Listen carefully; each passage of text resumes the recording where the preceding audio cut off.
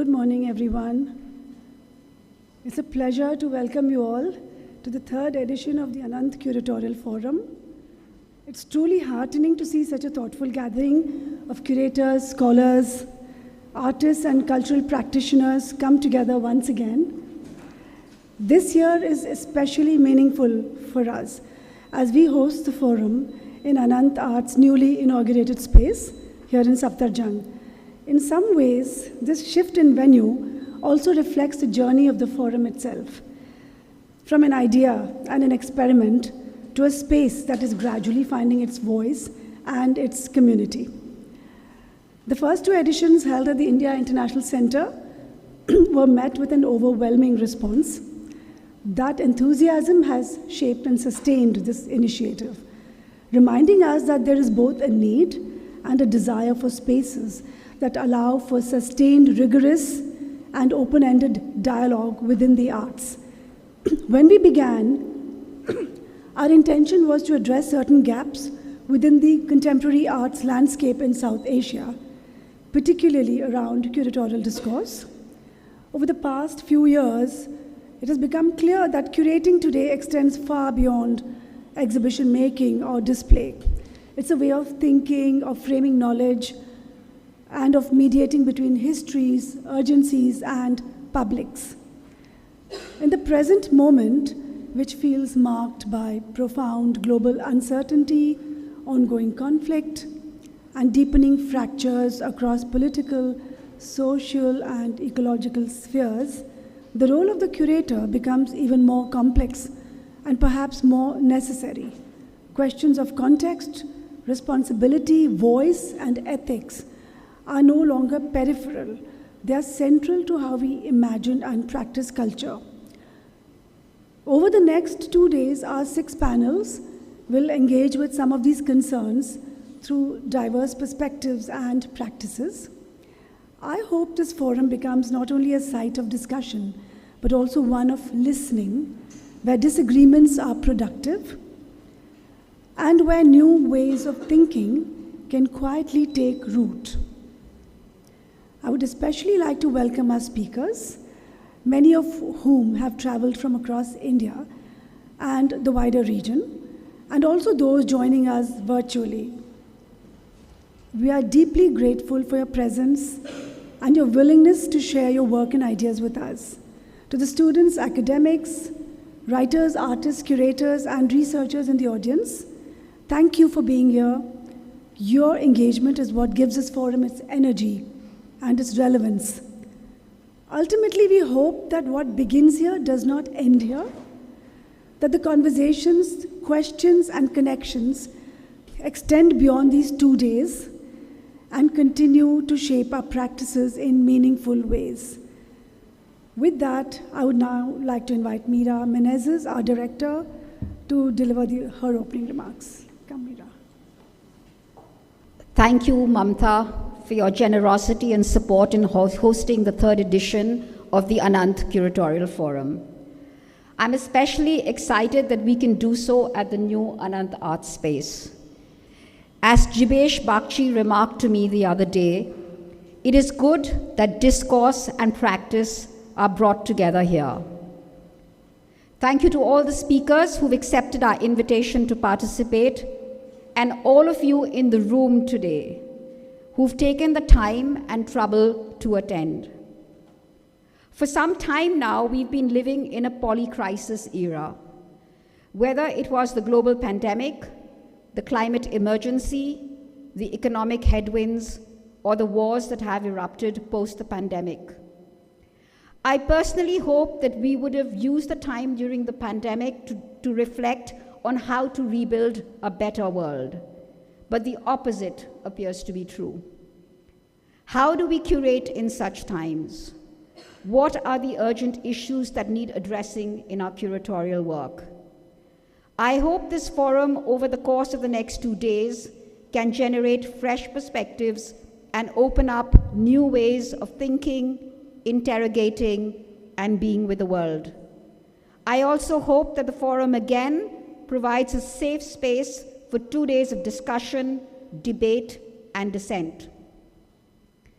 Some of the ideas that were sparked during our last curatorial forum have served to inform this edition, and I so hope that the next 2 days of deliberations will in turn feed into our next edition of the Anant Curatorial Forum. As always, we welcome ideas and suggestions. I have to admit that organizing this year's forum has been challenging, mainly because of the unforeseen crisis in the Middle East. We have always wanted to keep this an in-person forum because I believe that sometimes the most interesting discussions take place on the sidelines of the panels. But despite our best efforts, some of our presenters have been unable to travel and will present online. So I was particularly delighted that Sabi managed to make it from Riyadh and Andrea from Cairo. I would also like to take the opportunity to wish everybody Eid Mubarak. Thank you, Meera, for putting this panel together. And thank you, Mamta and the Anant Foundation for the Arts for making this weekend possible. If I sound like this, it's because I've been in 3 different places over the past 2 weeks, and my lungs are expressing themselves. So I may cough occasionally. Please excuse me. We gather at a moment when the exhibition, as a form, and what and whom it holds space and time for, is asking some difficult and generative questions. The abstract we've circulated, which you might have seen, is in itself a kind of score in the directional prompts it offers. For instance, what happens when a biennial stops being an event and becomes an organism or an ecosystem? It asks how exhibition making as a practice might work with time as a primary organizing principle beyond space. This panel also asks what it means to make sense, not as cognition, not as function, but as creative practice. How do sensorial, expressive, and embodied possibilities manifest both in what creative spaces can platform and also in how they're organized or put together? The 3 practitioners who are joining us for this panel today, sensory and expressive interventions, have each in their own way expanded on these ideas. Madeleine works with TRI in Kolkata, where her work asks how the exhibition can be a process-based space for developing embodied ways of knowing or not knowing. Natasha has shaped very conceptually ambitious biennial projects in recent years, bringing curatorial practice into contact with performance, ecology, and the notion of a sensorial commons. And Mario brings a deep engagement with the ongoing Kochi Museris Biennale, one of South Asia's most important platforms for contemporary art, where questions of sight, community, and embodied encounter are central to how the Biennale is structured, both in Fort Kochi and across the various islands surrounding it. So we're going to dive right into it. You're going to hear from each of them for about 20 minutes. Let's start with Madeleine. All right. Good morning. How are we? I'm excited. I'm grateful to be here today. And I'm really grateful for the opportunity to share about my practice and our work at TRI Art and Culture. And with that in mind, before I begin, I would like to just take a moment to thank Meera and thank Mamta for having me here today, for gathering all of us here today. I have been an attendee of the Anant Curatorial Forum for the last 2 years, and so it feels special to now be able to share a little bit about a topic that means so much to me personally. And this topic of sensory and expressive interventions is something that's important to me personally because it's something that, as Ranjana mentioned, I think is becoming increasingly relevant and even urgent for us collectively as cultural practitioners. Now, I come into this discourse by way of a space that's already been mentioned a few times, that is TRI Art and Culture. We are a nonprofit multidisciplinary center in Calcutta that is a renovated and reimagined heritage property presenting exhibitions and events that are completely free and open to the public. And I joined TRI 2 years ago, right before we opened, but my history and legacy with Calcutta began a little bit before then. I'd already been in the city for about 4 years, conducting projects and programs in dance movement therapy and expressive arts therapy with a variety of populations across shelter homes, community initiatives, community centers, mental hospitals. And at that time, I was really satisfied with my practice in facilitation, but I was also beginning to imagine what it might look like to apply something like a creative therapeutic practice at scale and within an institutional context, because I noticed the opportunity that existed in this format of facilitation. And it just so happened that in mid-November of 2023, I heard from our founders, the founders of TRI Art and Culture, by way of a mutual connection in the creative community, and they said, you know, we've heard a little bit about your work and we'd like to talk to you about involvement with the institution. And I was initially, admittedly, a bit skeptical, but I was also just enough curious that I found myself sitting down with Varun and Natasha Tapar, our founders, and it was at that point that they shared with me their vision for the institution. And the vision that they have is to create a space for all that would thrive on a culture of creative connection, opposed to a space simply built for consumption. And given the nodes of inquiry that I already had in my professional practice, I felt a really deep sense of resonance with what they wanted to create. This is a picture of us. Now, this is a small portion of the TRI team prior to one of our recent openings. So with this resonance, I also saw an opportunity to satisfy this craving that had come up to translate the therapeutic practice into an institutional context by implementing and investigating arts as a tool for building health, as well as nurturing wholeness. This is a picture of me doing some facilitation in Calcutta within my expressive arts practice. Now, I use the word investigating quite intentionally because TRI, just as much as it is a space with a mission and a vision, very much like a therapeutic practice, it is built on a hypothesis. And our hypothesis is this: that aesthetic encounters contribute to our individual and collective capacities to more sensitively and creatively develop the lives we want to lead in the worlds we want to live in.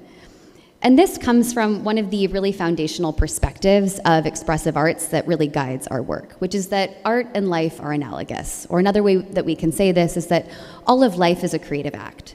And so when we engage in the creative process, or when we intentionally engage with aesthetics, we become better equipped to understand what our personal or collective notions of beauty or resonance or aesthetic resolution are. And then we become yet further informed as to what our individual and collective creative resources are to be able to realize things that we find aesthetically resolute, beautiful, resonant, etc. So that essentially when we engage in the arts, we are becoming better at creatively engaging in the much larger act that is life itself. Expressive arts comes from the phenomenological discipline, and phenomenology teaches us that the senses are what give us, as humans, access to experiencing the world that we're a part of as we are a part of it. And if this is true, this means that the arts then give us pathways to undertake the human project in greater fullness. And I don't know about you, but when I think about that idea, when I think about the arts as being vital to vitality itself, for me, this indicates that as cultural practitioners, we're not playing a low-stakes game. This is actually quite a high-stakes game that has a lot of importance and heft. And if arts are indeed vital to vitality itself, that means that everyone should have access to them. And that's why our primary aim at TRI is accessibility. Now, I'll name here that accessibility is a rather charged word that can have a lot of different meanings. And for our purposes today, I'm not going to be covering all of those. But I am going to be sharing just a few ways that we aim to create accessibility at TRI. And it's accessibility both to the arts as well as accessibility through the arts. And in demonstrating this, I'm actually hoping that we can take a look at the way that the arts have some inbuilt accessibility already, so that as practitioners, we're better equipped to share our work and the arts themselves, both with more breadth as well as with more depth. For us at TRI, accessibility begins with free entry. And this refers to, yes, the cost with which people can enter. I've already mentioned that we are a completely free space. But this also refers to a feeling, the feeling that we hope people have when they explore our exhibitions and they experience our programs. And the reason I say this is because we're quite mindful that lowering the financial barrier to entry doesn't necessarily lower the psychological threshold that there is to going into an art space. Now, all of us work in art and culture. We're likely well aware that, unfortunately, the world over, many art spaces have garnered a reputation as being unapproachable or inaccessible because of the kind of quality of culture that is perpetuated in this space. There's this, I think, misperception that one needs to understand a piece of artwork or understand an exhibition in order to appreciate it. And there creates then this distance between the art world and the audience such that it is an us and them relationship rather than a collective, collaborative whole. And this then further begets this notion that institutions are imposing rather than invitational. And we as an institution are really hoping to rewrite that narrative through what we do by spending most of our energy on lowering this psychological threshold. Now, how do we do that? The primary way that we focus on this is through prioritization of perception. And TRI has 5 guiding key curatorial principles. These are all of them listed just for context, but today we're going to be focusing on this third one.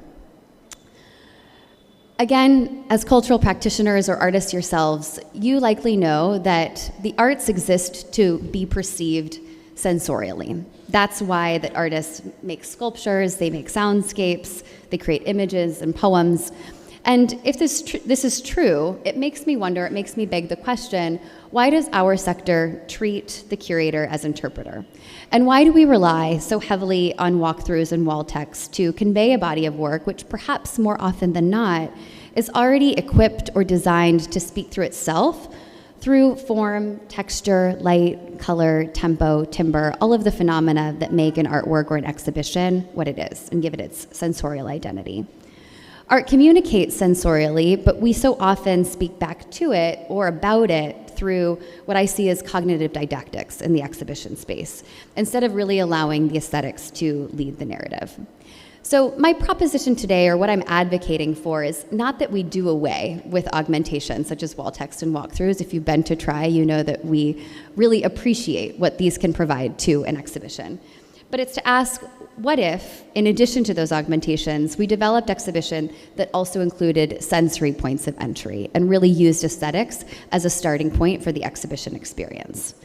And our objective at TRI is that with sensory points of entry, anyone, no matter their vocabulary or their prior knowledge of art history, can have a meaningful exhibition experience.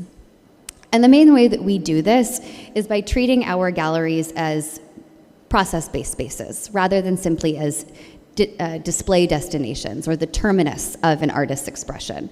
We hope that our galleries are not just a gallery, but they're also a studio, they're also a stage, and that creativity, what has been done by the artist, can further beget itself through the audience, that there can be this baton pass.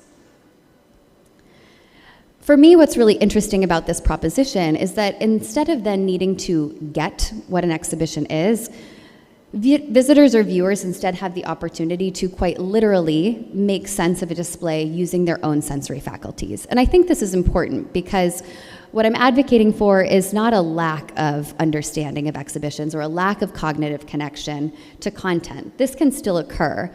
However, when we use sensory points of entry, these cognitive connections to content come from a place of embodiment and experience rather than it being solely informed.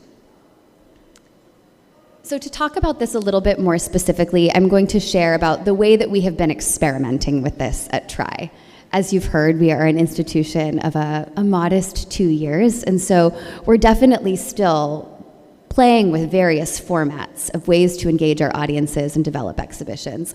That said, in the last 2 years, we've already gathered quite a bit of data as to what works well and what works well with our community, and I'd like to share just a few examples of experiments that we have undertaken in our space.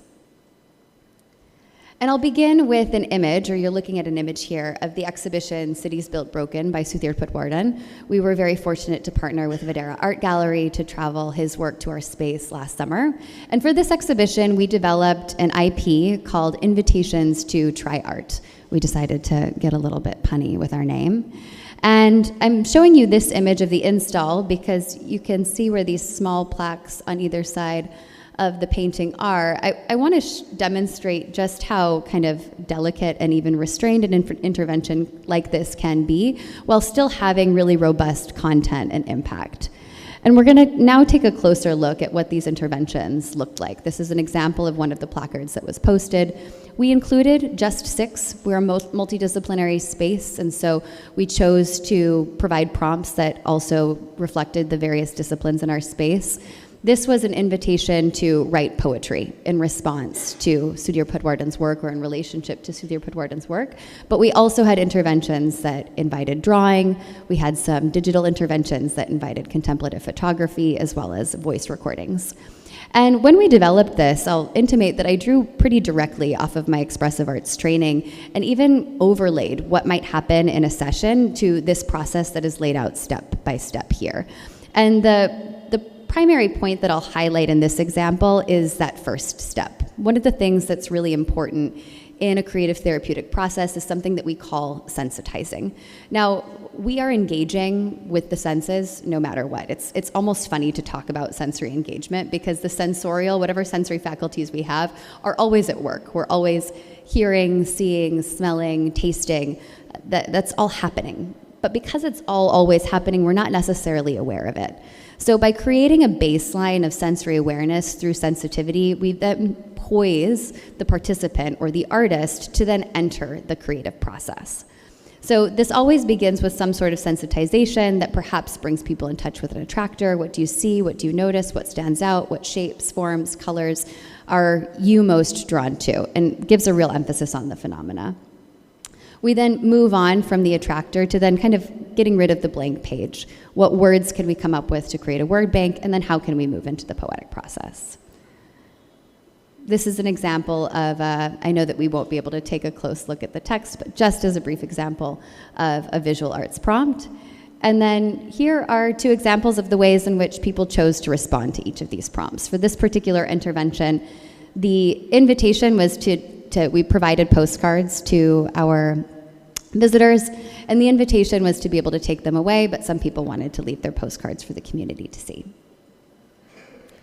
The next intervention that I'll discuss was done in collaboration with Offset Projects. Last monsoon season, we hosted an exhibition called Soft Circulations that was a display of photo books. And this intervention, all credit goes to Anshika. This is something that they have done various times over in the book exhibitions that they have hosted. And because we have an emphasis on creating these nodes of engagement in our exhibitions, I saw a really great synchronicity between what this intervention offered, this writing desk offered, and the way in which we want to engage our participants in the space. And the invitation of the intervention was to respond to what one had experienced in the exhibition, be it an image, a character, a vignette, and then write a letter back to that character, image, item thing. And for me, what was really powerful about this idea is that in this, there is embedded aesthetic response, right? So often we walk into the exhibition space and we are there to consume rather than to co-create, and really, really kind of picking up where the artist left off to then create your own imaginative item, I think is really generative. This is an image that was taken during one of our events. Anshika had come and done a collective reading. And so this happens to be in the context of an event where we have some people writing on their postcards, other people reading books. But this is quite indicative of what the space might have looked like on a general Saturday. And this is the other side of the writing desk as it filled up with postcards over the course of the exhibition season. There's one postcard that I really loved. There were over 1,000 postcards that were left with us, and there were several really, I think, rich and interesting ones that I could share. But one was, if you've tried living, you've tried art, which I thought was very sweetly emblematic of our work. I'll now touch on the exhibition that we had with Start India Foundation. This exhibition was titled Under the Third Space, and for this exhibition, they took really direct inspiration from our curatorial proposition. And they had actually invited 11 artists across 8 different spaces to create interventions that invited sense perception and focused on a single sensory activation, and really created a sensorium across the space. This is an image of a work by How Are You Feeling Studio. They created this shared bed in one of our gallery spaces that people could hop on, spend time on, and the idea was that through the sensory activation of proprioception, people would engage in common connection. There was also a scent-based intervention by Ishita Day on our first floor that allowed people to interact directly with senses and play a little bit of a guessing game with what they were smelling. And a soundscape on our terrace developed by Seturaman and Beatnik. There's a lot more that I could say about all of these interventions, and these are just 3 artworks of what was a rather full sensorium. But I showcase these images just to display the way in which interactive works can be installed and activate an audience. For me, the value of this exhibition was the way in which I think it reinforces the importance of developing the senses themselves in order to then develop our capacity for understanding what resonance is for us and what resonance feels like to us. I'll move on to some sensory inquiry that we have done through process-based programs. As a space, we host exhibitions and events. Oftentimes, our events elaborate on the exhibitions that are on display or take inspiration from them. And we've done a lot of process-based programs, i.e. workshops. The ones that I'm going to talk about today focus not on skill-based workshops, but on inquiry-based workshops. One of the core tenets that we have in expressive arts is this idea of low skill, high sensitivity. The idea being that when you engage from this baseline of sensitivity, again, you're better equipped to develop artworks of resonance, and you're also better equipped to go into a process of question asking. This is an image from a workshop called Sonic Remembrance that was facilitated by Ahmad Majid. This is a sonic poetics workshop that brought participants through a process of exploring their own cultural heritage and environment through memory-based music to create archival soundscapes and accompanying poetics. We'll next look at storied signatures. This was an expressive arts workshop led by a facilitator of mine, and this was a multidisciplinary experience that explored creative movement and illustration to take a look at personal stories through the record-making device of a signature. And finally, we'll look at The Body is Home. This was facilitated by Selene Wynoctor, and it was an embodied conversation on mortality and meaning. She had come to Calcutta to do a performance the night prior, and it was a dance theater show called After All that looked at what happens after life, within the context of death, what happens in the end. And folks who had attended that show came to try the following morning to then process some of its content through a conversational perspective, but ultimately a somatics-led salon.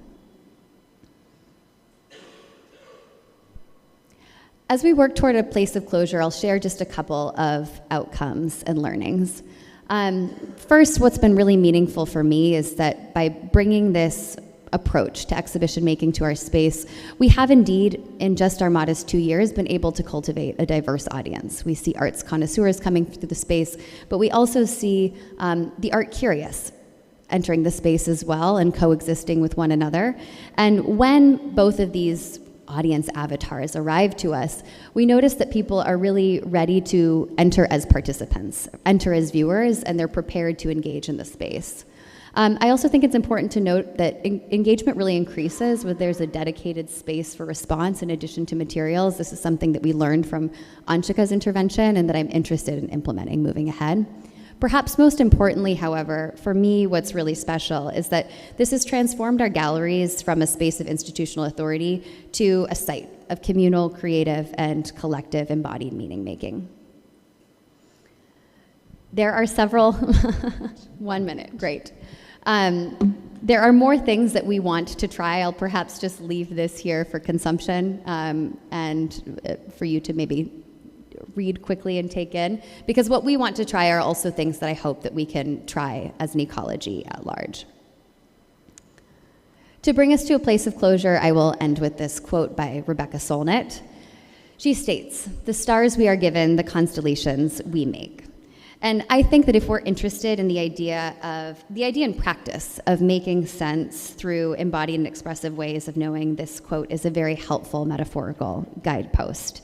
And for me, what it highlights is this inextricable relationship between form and information, and even between imagination and information. I open by mentioning that this way of working is collectively relevant and collectively urgent. And for me, that's the case because we are existing in an increasingly anesthetized social landscape where people, I believe, are really craving the chance to make sense. Thank you.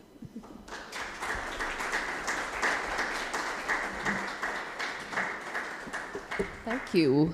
I remember the very first time we spoke about try, you phrased it both in terms of how the space looks in the shape of a triangle, from what I remember, and this really playful invitation to come try things, which doesn't come with, a very burdensome sense of accountability. It's just you try it. If it works, it works. If it doesn't, there's something else. And I think that's a lovely sort of spirit to thread through all the work you do there. Thank you for that last quote, because I think the stars are what lead us into this sort of oceanic journey we're going to take both with Natasha's and Mario's presentations. Yes, I mean, we're going along the ocean with Natasha next, so you have 20 minutes to take us through the work you've been doing. In Sharjah, Gwangju, and I don't know if Columbus Scope is also part of your presentation. Okay, thank you. Hello, everyone. Thank you, Ranjana, for the generous introduction. And I do happen to know what it takes to carry the load and hold space for a curatorial forum through 10 years of working with the Experimenter Curators Hub in Calcutta. So it's been great to host Meera over so many years, and now to have this invitation to be with you at the fabulous new space. Congratulations to everybody involved in this. And so I start with a lyric by Aja Monet. Because their anger is not ours to carry, their bullets or brokenness, because hopeless is not our horizon, because healing is a duty and obligation. The curatorial labor of sense-making for our fissured present, to continue to cultivate legacies of a common future. This is perhaps the guiding principle for most of what we do, and yet we are so insufficient and bereft every day. I see exhibition making as that metabolic staging that has been spoken about, as cycles of encounter and spaces of improvisation. During collaborations that have been in many ways long-running with artists, to see their presence as legacies of griots and story makers, as narrators. This is the realm in which I will speak today, and a lot of it will center some of the artists I've been working with. And really to see these kind of narrativities unfold in the ways that we continue to make practices not only of world building, but also to critique the worlds that must end, that must shatter, so that we can move beyond this impasse, beyond the current implosions and systemic oppressions that are continuing to build toxic pathways of power brokering. I'm going to speak a little bit about, first about the Gwangju Biennial 13, just because I was prompted by this very specific invitation, and it is sadly a biennial that lived through pandemic, but in a way it really was formative for those of us who were part of it, because we were responding also to that window of time when the world felt still and yet it was trembling every day. And this was a journey with the curator Daphne Ayas.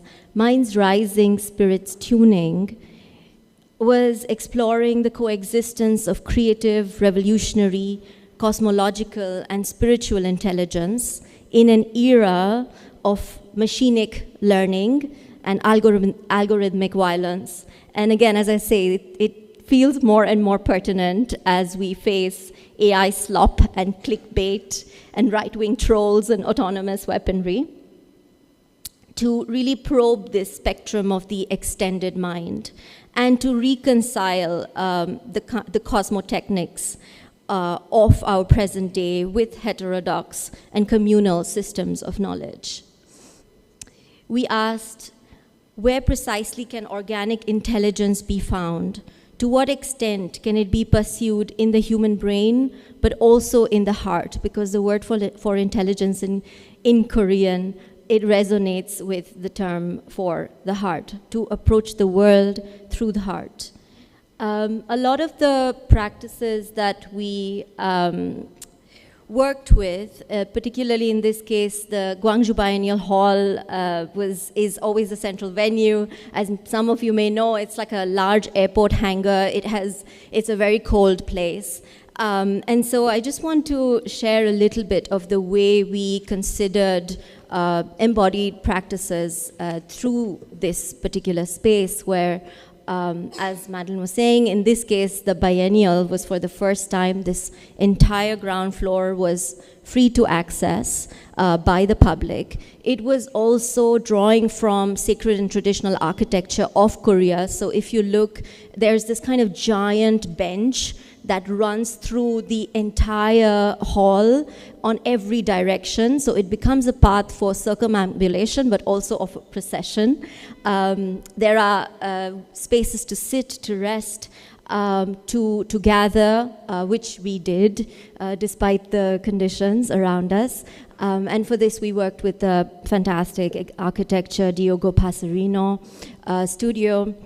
The work in front foregrounds the city of Gwangju through its mountains. I'm just going to name a few artists just because I'm not comfortable to sort of skip their context. And Min Jung Ki, for instance, was an artist who participated in the very first Gwangju Biennial. So it was really interesting for us to work with the trajectory of this city, this format that came through and rose during the democratic uprising in Gwangju, and us taking our place here during its 40th anniversary. So the mountains start to be mapped in the very center of the hall as places of healing, but also of political exile and of different forms of negotiation. On the floor, you see a stone amulet, which is from the Gwangju, Shamanism Museum in Seoul, which is a kind of neighborhood museum, and there is a lot more work that will come through from their collection. There's also Uti Pieski, who foregrounds the Sami worldview and what she calls spirituality present in the everyday world. Her work is around matrilineal kinship, Biavit, rising together. It is a work that is also centering practices of doji, which Lisa Ravna Finborg calls really a holistic cultural language that comprises the core of Sami knowledge systems. And so I know Katya is going to be speaking as well.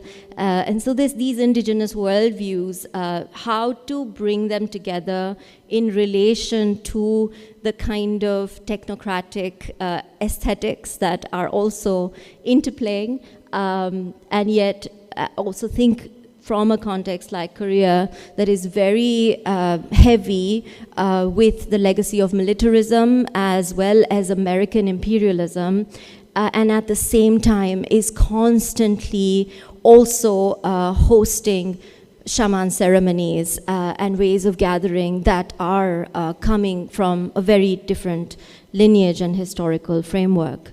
The work very much at the back is by Jean Gerard, who some of you may know. he has been working with neural networks, and yet it does not succumb to algorithmic supremacy, because this work draws from Celtic paganism. It looks at agrarian seasonal cycles, and each figure is animated through motion matching with choreographers and dancers from the ages of 16 to 60. So these are ways in which we were also, thinking through. I'm going very, very slow, actually. Sorry, I'm gonna speed up. Oh my God. Okay, we'll see. Maybe we just do the first half of this presentation. Okay, I will talk less about the artists, but I again would just then look through the ways that there's an artist like Seni Kamara from Senegal, who just passed away, who is creating these kind of human scale figures that bring the more than human and the animalesque worlds together. And at the same time, behind you have these screen paintings from the Gahwe Minhwa Folk Painting Museum in Seoul.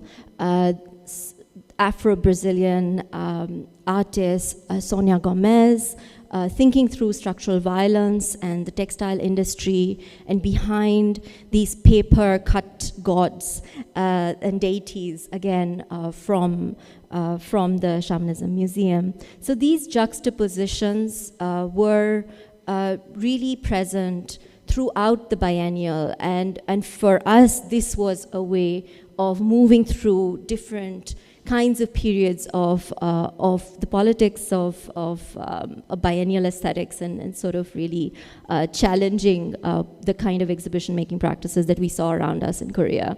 An artist like Kang Seung Lee stages the queer archive and brings together political activists from the queer community and minorities in Korea, together with the kind of histories, art histories of queer culture through figures like Derek Jarman. And I've also been thinking very much about how the archive can continuously be present within exhibition making practices, whether that is through creating listening spaces, whether that is in this way where an entire library-like form moves into the space of the exhibition.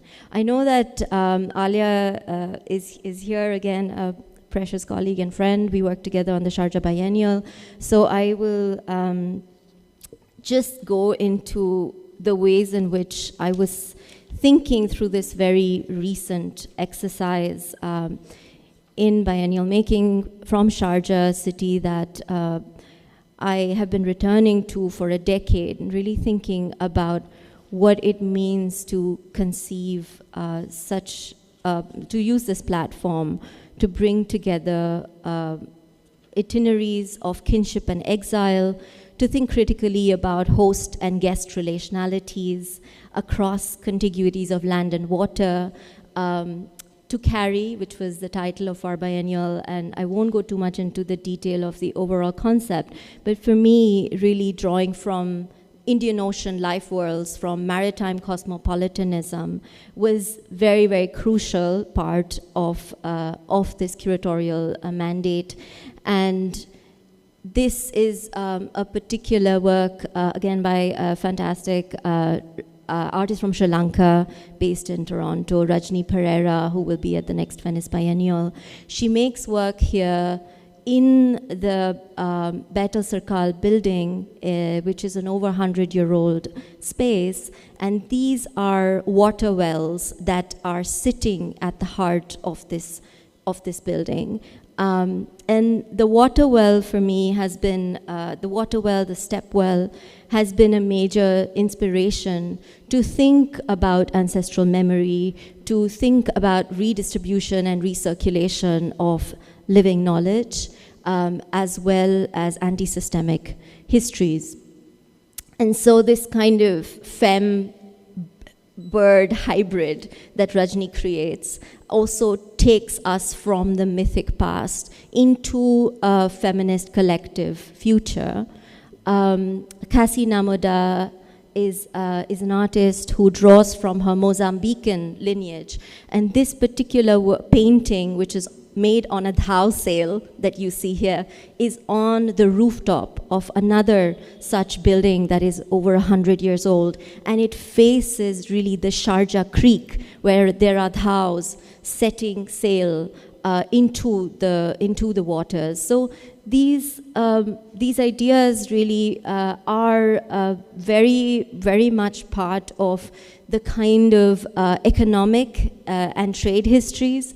But to me, it was also a way of recuperating some of the more silenced regional histories and bring in African pasts and presence through artists, precisely like Cassie Namoda and the way that she engages with personal storytelling in her work. In terms of the sensorial, I've also been thinking about cinematic work as space of staging. And so I'm just showing you a quick glimpse of Monica de Miranda, who again brings in Luso-African anti-colonial histories and Bantu cosmology in her work in this kind of circular cinema that we conceived together in Sharjah. Another archive that I've been personally drawn to over many years is that of the dancer, choreographer, feminist Chandralekha.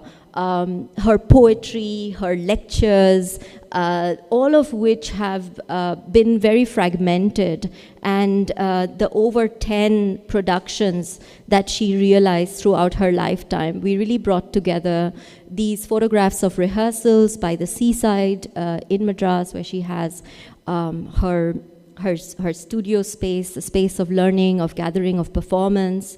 And this really also, though, was not enough, because it was about the continuity, again, of a practice that has been so radical and so antithetical to classical form that it led me to invite Tishani Doshi, a poet, choreographer, who worked on, as some of you may know, Sharira as one production over more than a decade.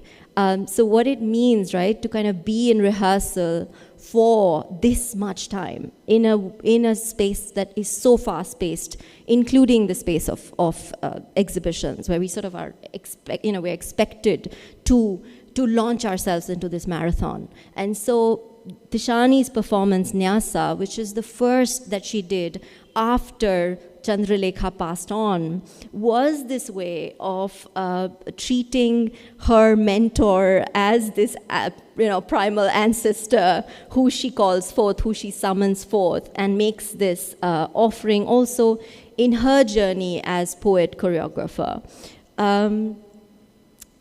2 minutes, okay, I think, yeah. I have 3 things to talk about. For me, it was really important to bring in a practice like that of Vishwanathan, the artist from Kerala who lives in Paris since 1968.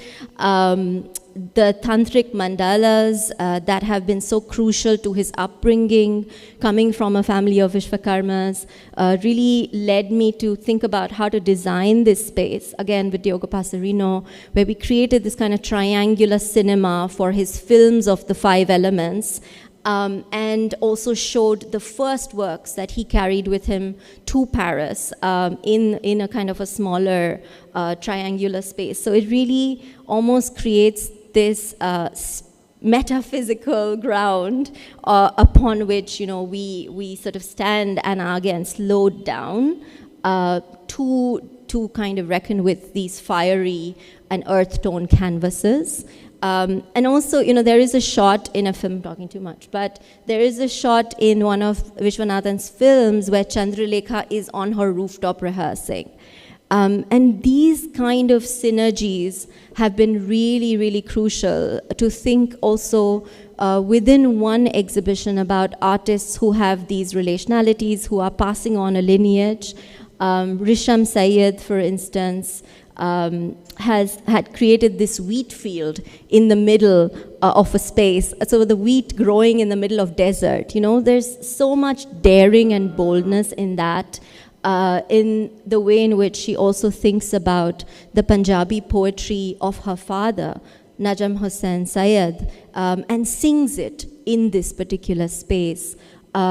she also thinks through the politics of hunger and famine today as this wheat field is cultivated in the middle of the space and is growing through the months, as well as of langar, which of course in Delhi and with the farmers' protests has such a different resonance and a strong one, which is why I wanted to show you Risham's work.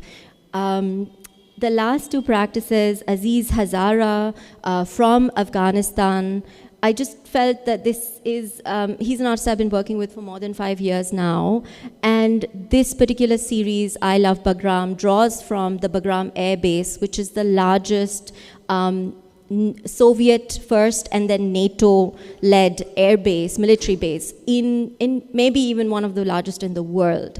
And every element of this work actually comes from Bagram. So this approach to the kind of recrafting of the kind of post-war detritus, of bringing it back to life, of confronting us with it, with these toxic legacies, with these black markets, with secret contracts between the US military and the various players that are roped into criminal wars again and again. Another artist that was shown in the Jubail vegetable market in Sharjah, so just after Aziz's work, is Sakia, which is a Palestinian collective that is based on heritage land by the holy spring of al-Anain near Ramallah. And this work really brought together water-based infrastructure, pipes and clay vessels from Sharjah market, but also carried by hand from Palestine, together with these banners that were made with women of the Ain Kenya village, of the oldest sacred trees. These are really the kind of acts of witnessing that I remain committed to, and that I would never be able to do without the bold visions of artists. And I really see this as a time where we must push for moral consistency. And we can only do this with each other. As James Baldwin reminds us and asks, do I really want to be integrated into a burning house? And that is an open question. It's a question we can ask ourselves every day. So the burning house here turns into a chicken coop, which is another work by Sakia, where the US Capitol building is turned into a chicken coop. So it's also kind of mocking at this imperial governance, but also registering its porosity, its falsity, and with the hope, really, that we can think about these architectures of incarceration and of war as regenerative systems of care. Thank you so much. Thank you. Thank you for that metaphor of world building. An exhibition has to do so much from it. It has to hold the natural, the supernatural. It has to hold love and also toxic legacies. It has to hold violence. And that's a lot to do. That brings me to Mario. I was in Kochi a couple of weeks ago, and I was walking along that road with all the warehouses in Mattancherry. And you can buy onions and potatoes, you can buy spices, and you can also visit the biennale venues. At one warehouse I was entering, a volunteer checked my ticket, and the guard handed me a flyer for Eid clothing. So life spills over, so art and life spills over into these spaces, and I think that messiness is part of the experience. So with that, Mario, over to you.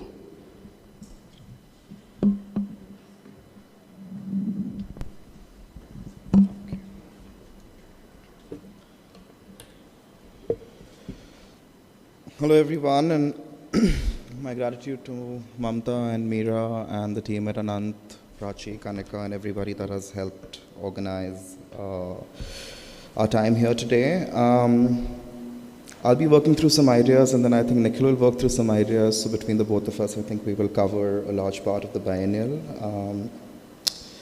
titled For the Time Being, which is not just our ideas, but the ideas of our colleagues and our friends, who I will quickly name: Roma Lustau, Madhvi Gore, Shivani Gupta, Shaira Sequeira Shetty, Mathur Jayade, Devesh Undavia, Shruti Powells, and Alex Zella, along with Nikhil and I, as well as my program curators, Anant Suresh, Rebecca Martin, Nikita Thevenur, Mashur Ali, and Manu Chalan.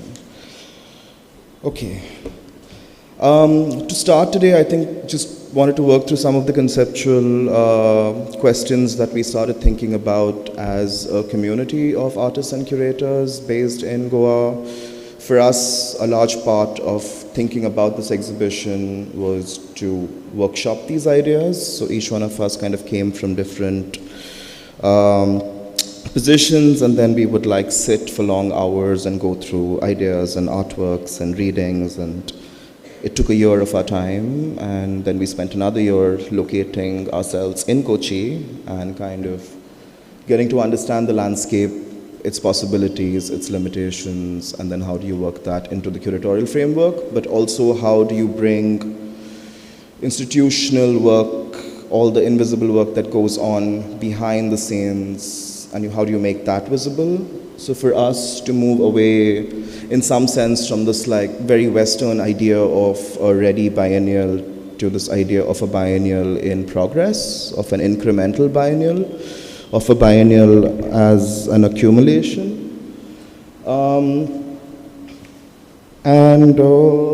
Okay. The Biennale, or Biennale as it's now belovedly called in local parlance, is a coming together of several impulses that are woven with many negotiations. These are irrigated with friendship and collegiality, but also through something that we, when we started out, termed as friendship economies, which is not new to the region.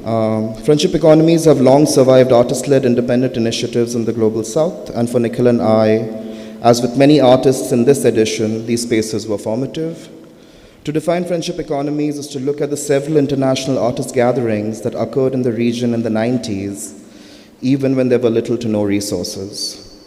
Homes were opened, meals were potlucked, gardens, sheds, cities and hills were studios, and materials were whatever one could find. Across tense borders and immigration regimes, artists and ideas traveled, and temporary communities were formed. The Kochi Mazuris Biennial and HH Art Spaces are both descendants of this history. Alongside hope, these structures also accounted for tensions, for failures, for dissonance, and in navigating these with grace, we also learned that it was so important when you're thinking about a curatorial project to make institutional, production, and organizational work visible. And in our part of the world where resources are limited and most cultural work remains vulnerable, facing not only economic but also like social and political pressures, how can we think about biennial expectations differently? How can we prompt newer logics of production outside of those prescribed by the Western exhibition system?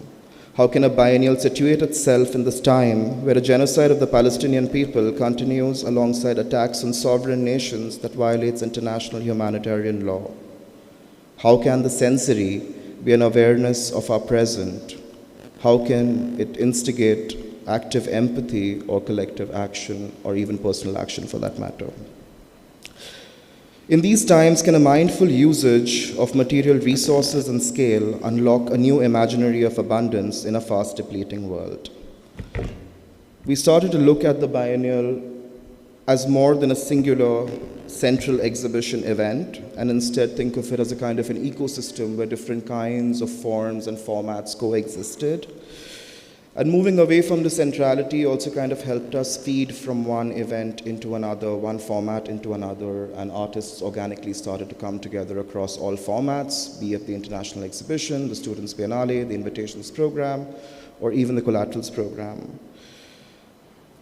We write, and I quote, "We move away from the idea of the Biennale as a singular central exhibition event and instead envision it as a living ecosystem where each element shares space, time, and resources and grows in dialogue with each other.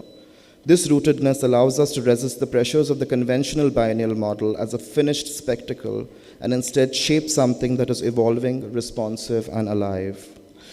And in this light, I think I want to talk about sensory and expressive in a slightly different light. The exhibition as an organism, and I think this was one of the first thoughts that we came up with, was to be able to see an exhibition that was going to grow in time. Parts of it were meant to die, parts of it were meant to mutate, regenerate, transform as it responded to like climate. But also to think about artworks as they arrive, to also see, to create space for artworks to also leave and make space for other artworks to arrive, so to also see how things were consistently moving. So a lot of the spaces that if you visited the biennial were dynamic, so if you attended the biennial at a different point of time, the artworks would have possibly changed, and newer interventions would have come into place. And I know Nikhil's going to talk about them in detail, so I'll just quickly brush over. For example, Panjeri Artist Union, which is a community of 14 practitioners working across visual art, design, literature, film, photography, and music, use the space to actively program over the 110 days. So the space, not only did the artworks transform over time, but we also had different kinds of talks, gatherings, music performances, live art performances, zine workshops, and all this material kind of went back onto the walls. So artwork was taken down and other artwork kind of went on to populate.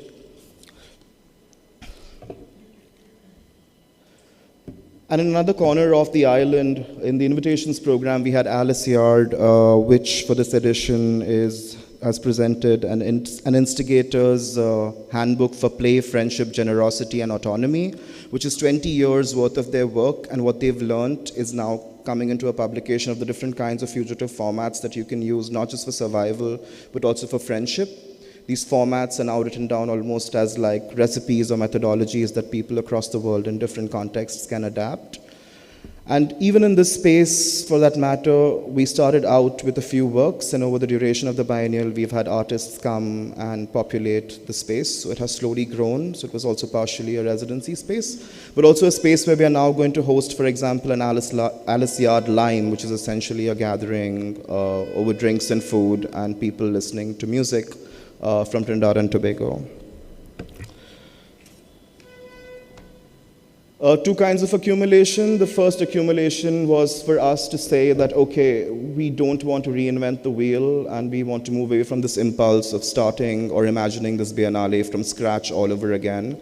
We actually wanted to honor and learn from everybody that came before us, all the curators and the teams, the rich research that they had developed, the studio visits that they had conducted, the writings, the material, different kinds of formats, and how can you continue from that legacy. And a lot of the work that we see in the exhibition, but also alongside in the programming, comes from this. In fact, the pavilion for this edition and its programming framework is so deeply inspired by Anita Dubé's imagination of the pavilion in 2018 as a space for both discourse, but also publicness and temporary communities being formed.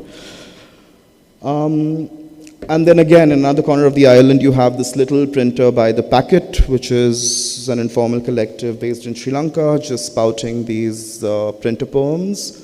Every day, the printer just like slowly at different parts of the day powers on and keeps spouting these poems, which are just conversations that they have recently had, and audiences are allowed to take whatever they want from this pile.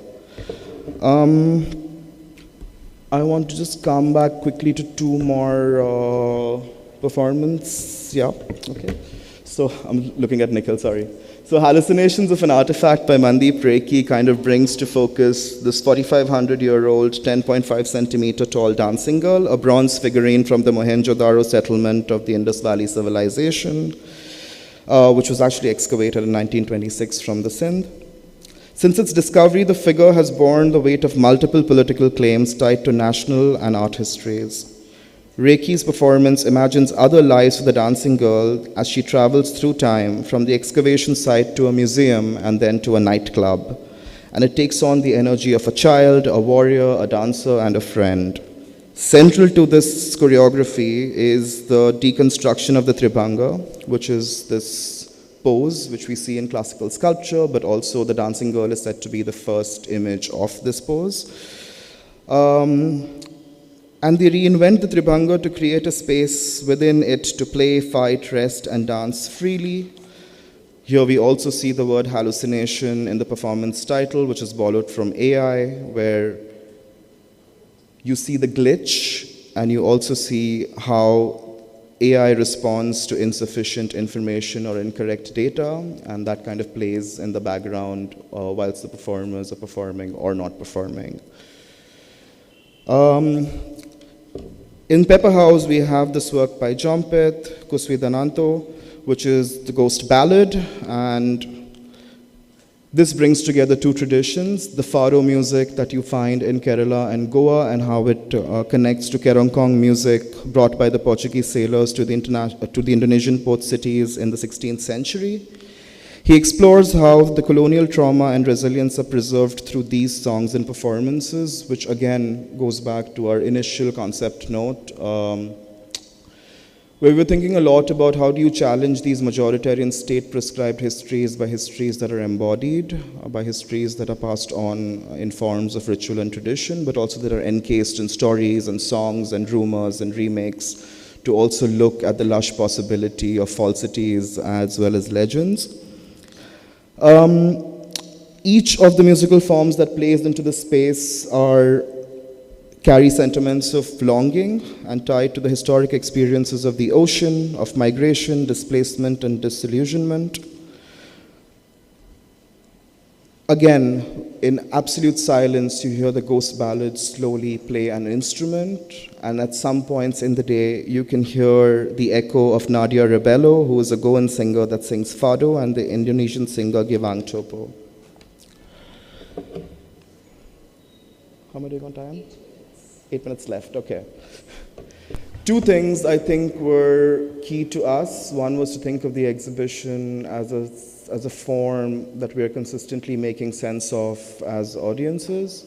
And the second was the exhibition as a forum where we can come to terms with loss, so to also be able to think of the exhibition as a space to not only find joy or to find an intellectual companion in, but also to think of it as a space to grieve in. And to think about fugitivity, which again I think is one of the key mandates of the Invitations program, is to look at other artist-run independent institutions in and around, quote unquote, the global south, and how do you learn from their many methodologies, the methodologies of survival, the different formats that they use, and how can we share these formats and apply them in different parts of the region. I want to come back to two works, since we're talking about sensory and expressions, is this work by Duti Umpe and Revika Burang, who are from the Rajiv Gandhi University in Arunachal Pradesh. And this is Howdy, curated by the Anga Art Collective and the Students' Biennale. And the landscape that you see behind is made with a mixture of pork lard and charcoal, and over the duration of the exhibition, with the heat and the climate, the landscape is slowly melting. And just in front of it, even when this landscape was being drawn onto the wall, you had Niketan and Topkam performing in response to this landscape. And here you're seeing them play the penna, which is a single stringed fiddle.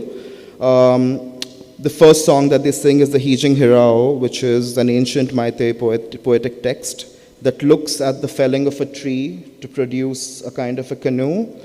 And while it celebrates this cultural technological aspect of the craft, it also laments the felling of the tree. And the second story is a story of Khamba and Nongban. Khama comes from a humble background and faces Nongban, a rich and powerful person, during a racing competition, ultimately emerging triumphant despite manipulation and deceit. And this piece now sits in front as a kind of a sonic response to Duti and to Duti's work, sorry. In another part, in Anand Warehouse, we have this Vichitra Natak by Prabhakar Kamble, which takes the space of an akhada or a talim, where different wrestlers train, looking at it as a site where temporary friendships are formed, and the idea of caste is suspended for a brief moment. But here at the top, you see the many elements kind of playing together. So you have Rajamma and P.K. Rosie. P.K. Rosie was a Dalit actress who was outed in the Malayalam film industry and was essentially lost all essentially did not get any work, and then migrated to Chennai and lived there as a Brahmin woman. And that conceit lasted her entire life, and very recently her children have sort of come up to talk a little more about the life that she led while she was away from the Malayalam film industry. And in the front you have these sculptures and these chandeliers, both kind of sourced, both made out of material sourced from local markets. Again, looking at a kind of a theater of the absurd, which then also kind of feeds into these two works in the Students' Biennale. The first work is this collection of works by Kailash Khanjode from the Government College of Art in Nagpur, and Rohit Atwale and Sachin Banne. Khanjode's sculptural practice is informed by the Phule Ambedkarite thought and revisits the youth-led movements such as the Nanded Namantar Andolan. The name change movement, as it translates to, was a 16-year-old agitation that looked at the renaming of the Marathawada University in Aurangabad to the Dr. Babasaheb Ambedkar Marathawada University. Atwale, which is the third work in the slide, looks at the new trend of how you have these styles with different kinds of religion-coded motifs now coming up in and around communities where syncretism was one of their most, where syncretism was celebrated in festivals and communities lived together. And the third work is by Sachin Banne that looks at the trajectory, the first work in the slide, that looks at the trajectory of the Manjar part of the Manchester cloth from its imperial roots to how it becomes a powerhouse import initiated by Chhatrapati Shahu Maharaj and shaped by the quotidian encounters of the workers that sustain it. Athena Kumparoli who's an archaeologist and a restorer from Athens, comes to Kochi and kind of looks at the detritus of the CME project, which is the digital cable that transmits internet across the world. And here we see a scaffolding made out of bamboo, one of the oldest human inventions that helps not only construction but also provide support. And on it you see these digital glimmering screens kind of hanging. Beneath it you see the detritus of a part of this cable, gently excavated, along with amphorae that are prevalent in and around Kochi and Muziris. The other thing was also to think about different kinds of ways and rhythms of working with the exhibition. We barely shipped in this edition, but the Ghetto Biennale's work that actually was a part of Documenta 15 could never return to Haiti because the rebel gangs took over the airport. So the work was sitting in a container after having shown in Massachusetts, in a warehouse in New Orleans.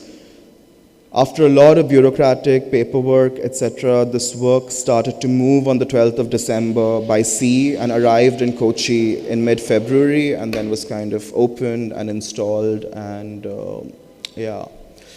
Darjasir, also part of the invitations program, recreates a sound room, which is where a lot of their sound artists in Bethlehem have produced work responding to the site, the landscape, but also the occupation.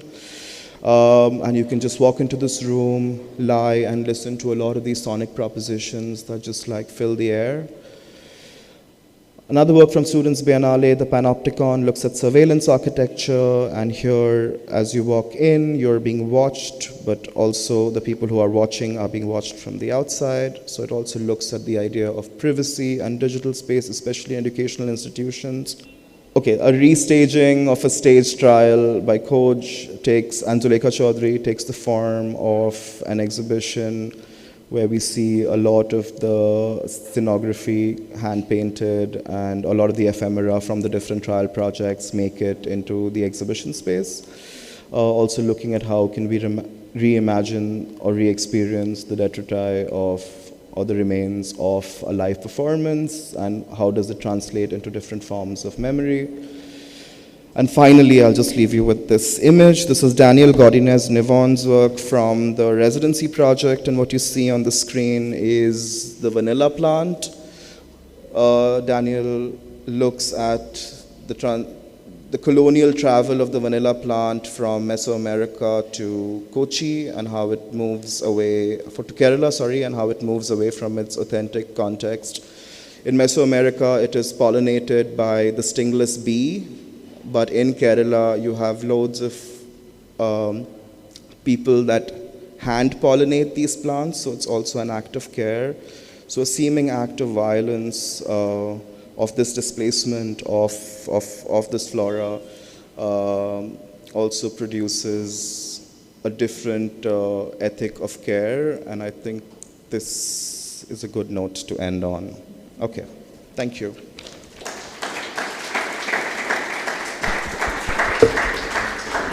Thank you. And thank you for ending with care, Mario.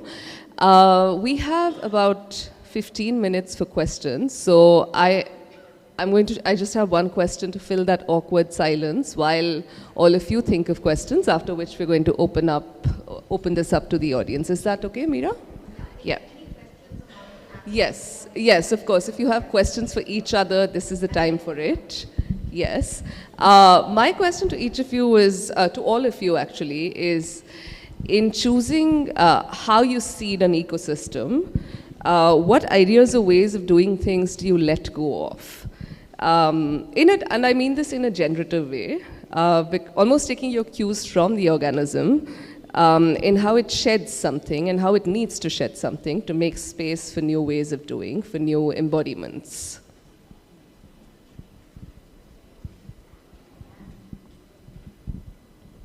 This is a delicious question. I'll talk my way into a response. What is it that we let go of? I think that I perhaps spoke to this a little bit in my presentation. I think that for us at TRI, if we're going to treat our galleries as process-based spaces, we do need to let go of this idea of a destination or a terminus or finality. Because if we want the space to be alive, we want it to change and transmute through the contributions of visitors as this baton pass either from an artist to an audience member or between the two occurs.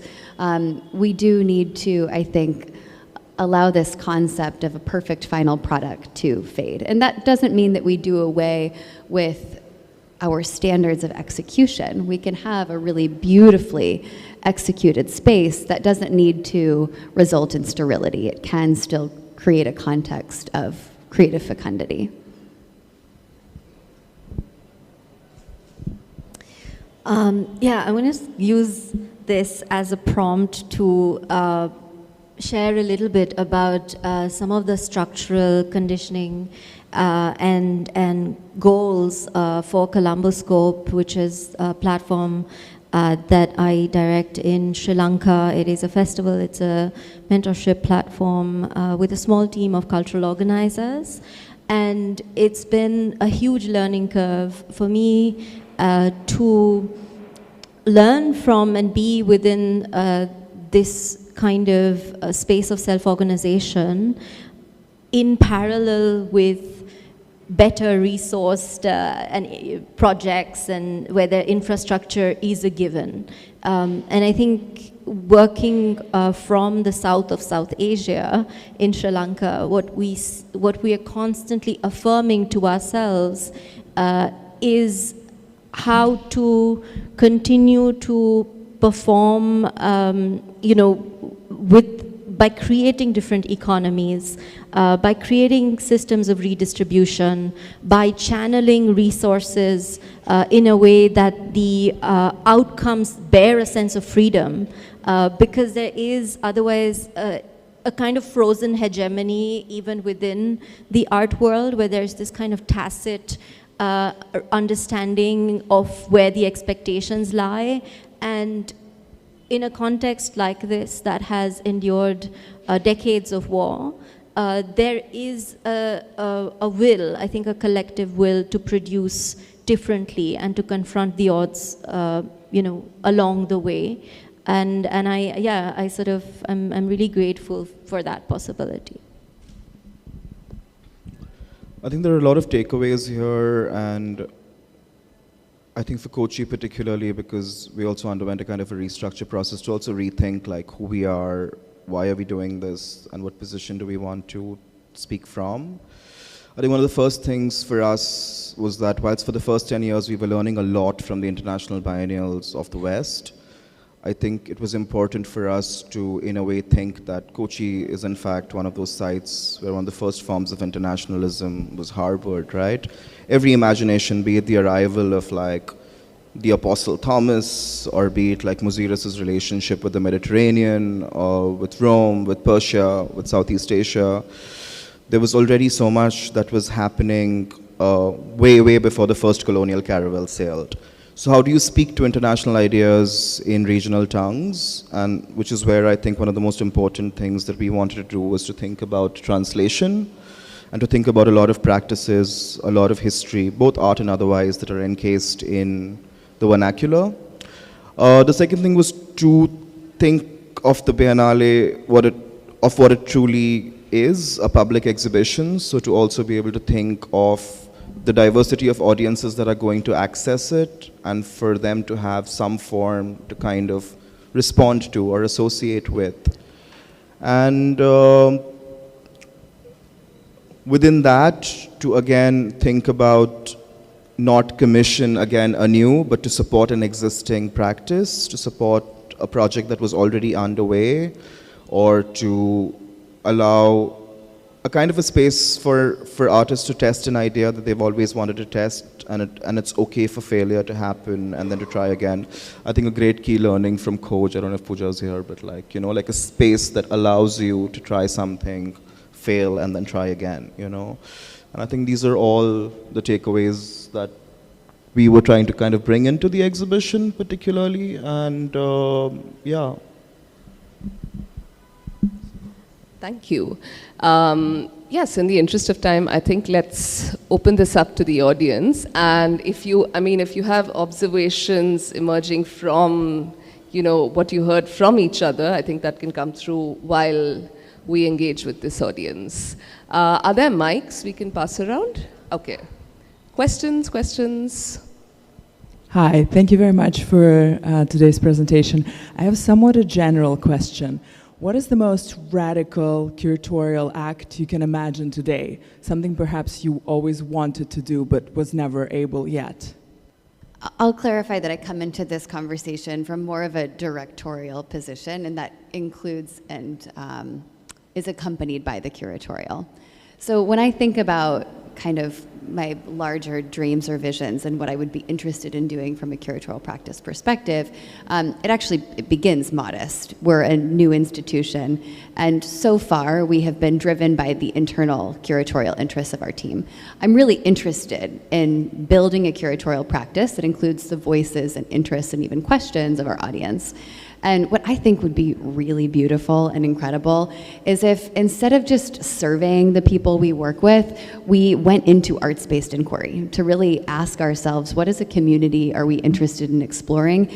And what do we not even know that we're interested in exploring? What exists in our subconscious that we want to explore through the arts, that through an arts-based process of inquiry, we can then bring into this space? And I think that could happen in an exhibition format. I think that could happen outside of it.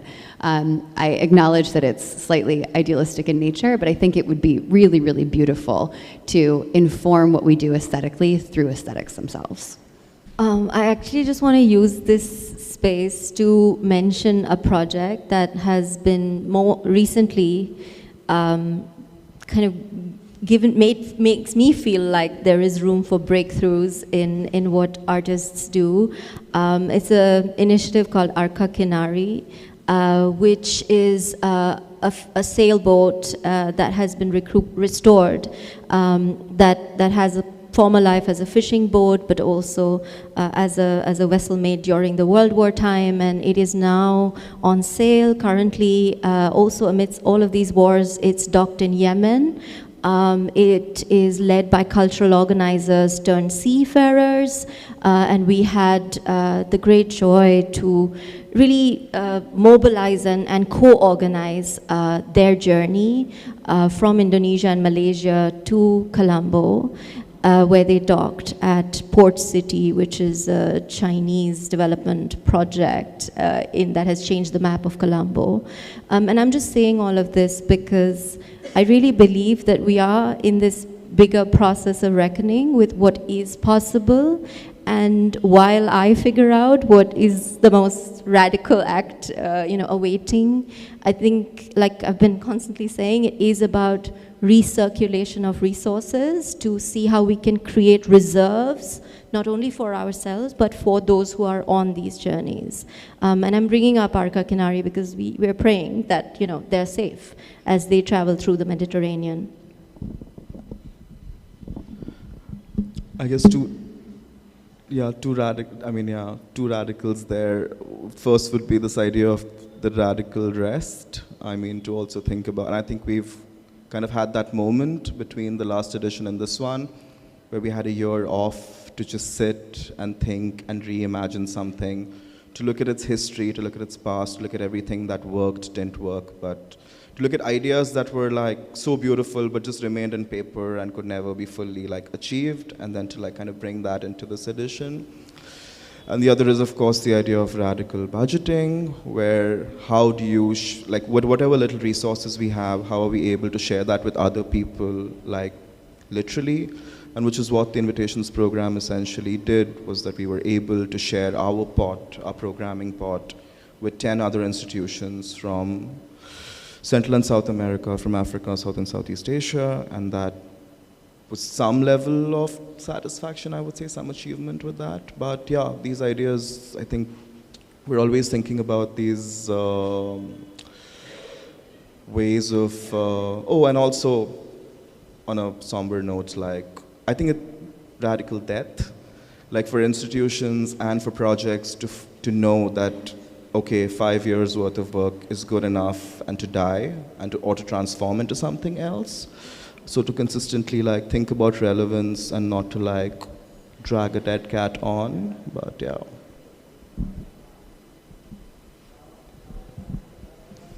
I think we can take about one or two more questions. So yeah, it's a bit difficult to put in my words, but my curiosity is to understand how Kochi biennial started from 2012 and it's shaped till 26th. So I also feel HS space has also a kind of legacy. So how it's pushed the kind of discourse of performativity in this particular biennial. Yes, thank you. I think we wanted to be ourselves, and we wanted to go out there and just, when we started talking to artists, I think we wanted to speak to them very honestly and to tell them that, okay, you're coming to Kochi, all our venues are old and the walls are chipping and the roof is leaking, but these are 150 to 100-year-old buildings. They've got heritage. There's nothing you can do to fix them. So live with it. Respond to it. Be ready to think about how and what you place in this work is going to respond to and survive with this climate, with this salty, humid air. And also to understand that this biennial is put together by almost 99% people that come from the island and from Fort Kochi. These are people that are interacting with, are touching, feeling, installing artworks for the very first time in their life.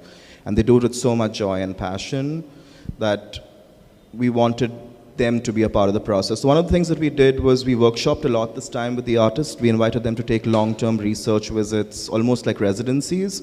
And we said, okay, do a workshop, and for every skill set that you share, you also learn a skill set. So everybody from Ibrahim Mahama to Dinesh Yeshibo Pape, they all did these workshops with students, with craftspeople, with welders, and to understand and troubleshoot and to The other thing that we wanted to do was to have artists in residence, which again I think Nikhil will speak about, is that there are quite a few artists that are performing for all 110 days. They're living and working and breathing in the exhibition space itself.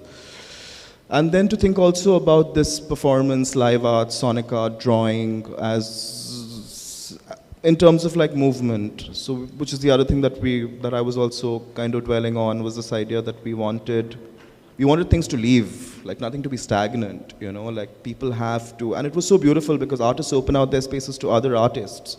So you had something for a week and then that came down and then you had another artist come and fill that space up. So it was really beautiful and generative. And I think like these are some of the ideas that make this format more human, and the sharing of resources is not just like on an institutional level, but has to happen on a peer-to-peer level. Yeah, and we, I think, performed everywhere. Some of the, like for example, Monica de Miranda's space, Ibrahim Mahama's space, they became kind of, in so many cases, they were like the set for other artists to perform. So you had everybody from Ruhail Kaiser from Ladakh to Yuko Kaseki from Japan, Yasmin Jahanupur, performing against the backdrop of these works. So it was also to be able to think of how nothing is precious or nothing is central, but sometimes it's okay for us to be able to, you know, for work to become other things as well. Sometimes not even in the most connected way, but yeah. One last question. I'll make mine very quick. It's not really a question. I just wanted to respond to Taus's very provocative question. And from a very personal standpoint, I would say one of the most radical things I would like to see to happen in the art world is to have a very different engagement with motherhood. I think when we talk so much about care, we don't really see that being reflected in the structures in which we work. And the structures, if we can transform those structures to center motherhood, especially from a professional level, but that leads to a different discursivity too, which will be reflected in the way in which institutions, museums, art centers work. We do exhibitions about motherhood, but what is the place of female curators who are mothers, often single mothers? How do they actually survive within these structural spaces? I think there's a real challenge in which the practicality and the discursivity do not meet each other.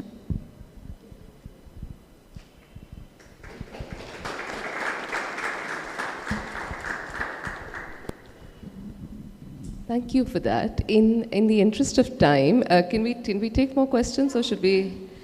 Okay, I saw someone. Yeah. Hi, my question is for Madeleine.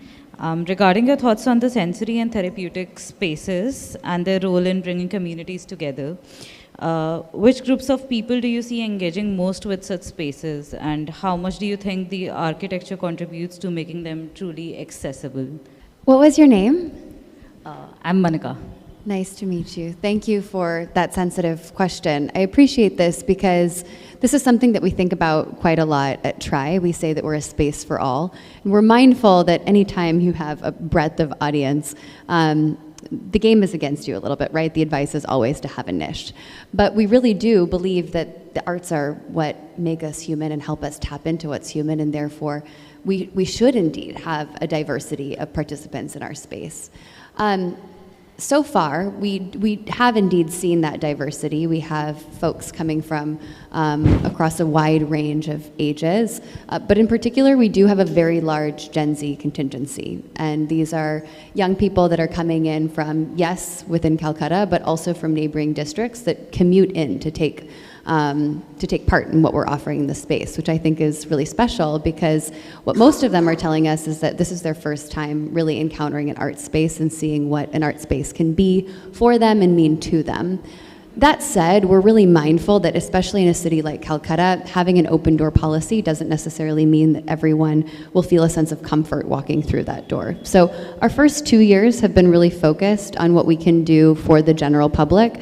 As we gain more institutional maturity, our next area of focus will to be doing targeted programming that is much more invitational in nature and is done kind of on an outreach basis to various populations across the city, so that we can make sure that we're more comprehensive in our coverage and our offerings. Thank you. I'm going to end there, but instead of ending with more words, I'd like to invite all of you to just breathe for a bit. And breathe, not just, when we breathe, we're thinking about what happens here. We're thinking about the chest expanding, the stomach expanding. So try that out with me. Just breathe. You can sit, you can be in whatever position suits you, but also think of the ribs expanding. Think of your body filling space and time as you breathe. If you'd like to close your eyes to focus on breath, that's great.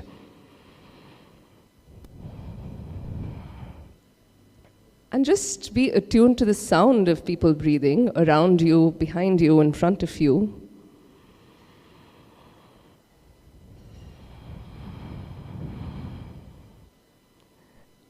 And with each breath, as this breath fills your body and also leaves your body, let's just think about your connection to gravity. I like to think about spilling, about sinking, about getting as close to the floor as I can, well, in the chairs we're sitting in.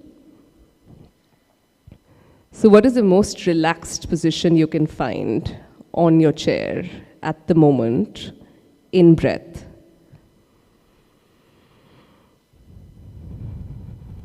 And let's take one last breath together.